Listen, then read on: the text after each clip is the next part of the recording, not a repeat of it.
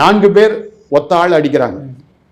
அப்போது 4 பேர் அடிக்கும் போது அந்த ஒரு ஆள் என்ன பண்ணியிருக்கலாம், ஒரு கள்ளத்துக்கு அடிச்சிருக்கலாம், கையில் ஏதாவது பாட்டில் தூக்கி அடிச்சிருக்கலாம், எந்த ஆயுதம் கிடைக்குதோ தன்னை காப்பாற்றிக் கொள்வதற்காக, தன் உயிரை காப்பாற்றிக் கொள்வதற்கு ஏதோ ஒன்று ஆயுதத்தை பயன்படுத்தலாம். இது சட்டமே சொல்லுது. எனக்கு உயிர் போதுன்னா நான் எப்படி வேடிக்கை பார்த்துட்டு இருக்க முடியும்? என்னால் முடிஞ்சதை, எனக்கு எது கையில் கிடைக்குதோ அதை வச்சு என்னை காப்பாற்றிக் கொள்வதற்கு நான் கட்டாயம் முயற்சி செய்வேன்.